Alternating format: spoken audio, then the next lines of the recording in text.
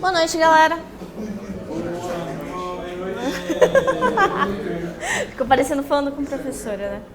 Bom, eu vou falar sobre um tema que é velho já, mas que ainda me dá raiva porque até hoje ainda as pessoas usam.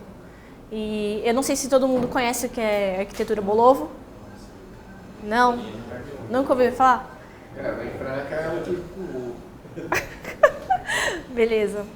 Então tá, meu nome é Priscila, eu vou começar aqui, vamos começar um projeto juntos. O exemplo que eu vou dar é de .NET agora, eu sou programadora .NET há 7 anos. E vamos começar um projeto, assim, receitinha de bolo, como a maioria das pessoas começam um projeto hoje em .NET. Cria lá na Solution um projeto web, usa MVC ou WebForms, cria um projeto com as entidades ou as models, cria um projeto de Business Layer e um de Data Layer. Pronto, é a receitinha de bolo padrão para começar um projeto. Aí o que eles fazem? O projeto web, ele é a camada de usuário, é o user layer, é onde o usuário entra. Todas as camadas conversam com as entidades.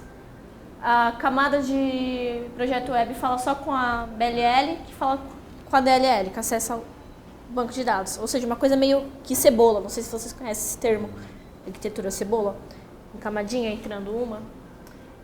Então tá, essa arquitetura é definida em projeto, 2 minutos qualquer um começa um projeto com essa arquitetura, a receitinha padrão de bolo, é simples e fácil. Quantos projetos começam assim? O pior é que eu tive a má sorte de em todas as empresas que eu trabalhei, eles usavam essa arquitetura. Todas as eu tive a má sorte. Tá gravado. Dá pra cortar? Então, beleza. Voltando. Eu entrei hoje no GitHub, nas primeiras páginas que eu entrei de projetos .NET, ou Java também, eu pesquisei, eles também usavam essa arquitetura. Aí eu fui dar uma olhada em tutoriais por aí na internet. Também tudo usando esse esquemão, essa receita de bolo. Agora, essa receita de bolo é o Bolovo. O que ele faz? A user layer, que é a business layer, que é a nossa BLL, é a BO, Business Object. A Layer Object é o LO. E Value Object, que é as nossas entidades, é o VO. Então, o Paulo Silveira, em 2007, ele resolveu criar esse termo Bolovo, que é para quando você tem essa receitinha padrão de Bolovo, beleza. Tem até eu coloquei o link aqui, depois eu vou subir os slides, vocês podem pegar os links. Mas esse é um conceito que nasceu na comunidade Java. No .NET simplesmente copiamos isso. Eu vou explicar o motivo que existia para isso. O motivo que foi criado essa arquitetura Bolovo é porque na época, muitos anos atrás, mais de 10 anos atrás, tinha um problema no Java, serialização. Por isso que eles resolveram criar essa arquitetura, para contornar esse problema.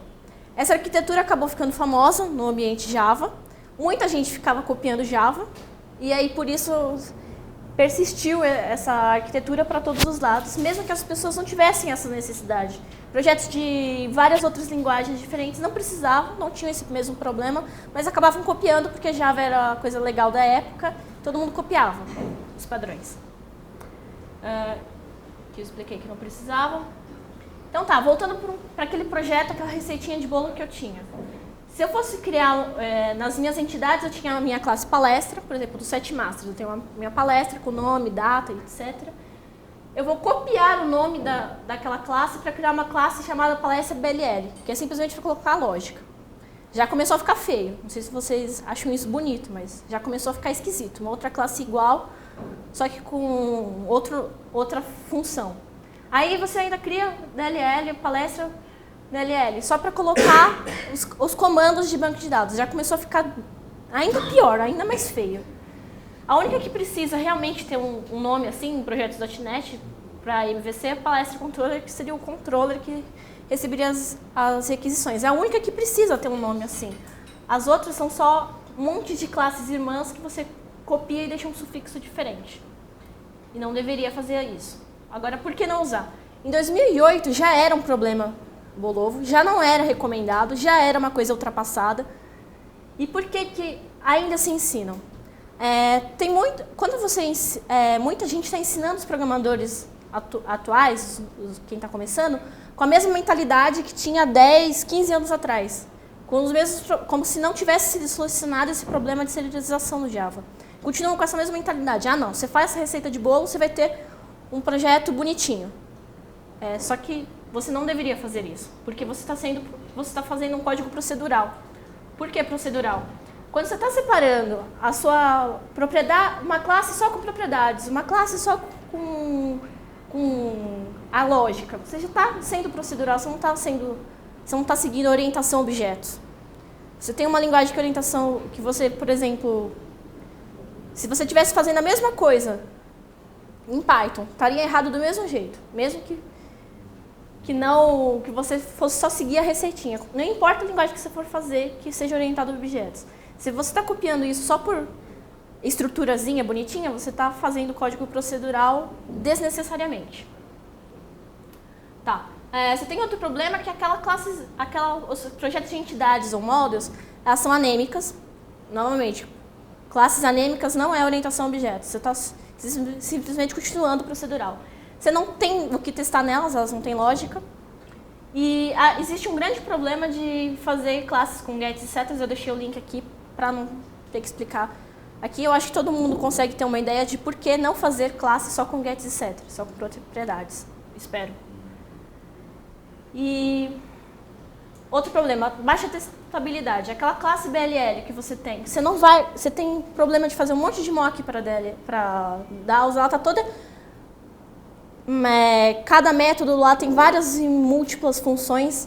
Você não vai conseguir testar ela de uma forma simples. Na verdade, se você começar com TDD no seu projeto, você já começa a perceber que o design das suas classes está errado. Então você já não vai... na hora que se você for escrever seu teste antes de escrever o código, você já vai perceber que está uma porcaria e você não vai seguir essa estrutura também. Tá. Agora, nada de solid. Por quê? Por exemplo, voltando àquela classe BLL que ela tem... toda a lógica, normalmente ela também tem acesso a dados, ela simplesmente chama a outra classe, ela está com várias responsabilidades numa só. Normalmente eles têm uma classe só para palestra, por exemplo, que cuida de toda a lógica, toda a validação, chamar o banco de dados. Então você já não tem uma só responsabilidade nessa classe, provavelmente nem os métodos. Você também não consegue colocar mais funcionalidades nela sem ter que alterar tudo que você está fazendo. Por exemplo, você muda toda a sua DAO. Você vai ter que mexer nela na BLL também. Você fica toda aquela... Mexer em uma coisa, tem que mexer em outras também. Então, você não está conseguindo colocar funcionalidades sem ter que mexer em tudo. Você também não consegue... Você praticamente não tem subtipos nessa arquitetura. Mas se você tivesse, por exemplo, um subtipo de BLL, você não consegue alterar pelo pai. E eu vou correr aqui, que já acabou meu tempo. Deixa eu ver, segregação de interfaces, você também não consegue ter interfaces concisas sobre tudo isso. Eu vou lá. Injeção de dependência, como o Paulo falou. Na época que foi criada essa arquitetura Bolovo, não existia conceito, assim, as pessoas não se portavam com dependências, de injeção de dependências, então já ficava aquela bagunça. E resumo da ópera, para acabar. Bolovo cai bem só se você tiver há 10 anos atrás, programando em Java. O código já nasce legado, já nasce com problemas, você vai ter dificuldade de manter. E o que você faz então? O Ivo comentou de DDD, então estude DDD, é uma prática que você deve substituir em vez de usar Bolovo. E evolua. A gente está em 2014 e eu percebi que eu ainda precisava falar disso, porque apesar do tema ser levantado como um problema em 2007 pelo Paulo, até hoje ainda existem projetos nascendo assim. Então, cara, a gente já passou dessa fase, já está na hora de evoluir. Então, é isso que eu queria falar. Dúvidas ou comentários, sugestões? Obrigada.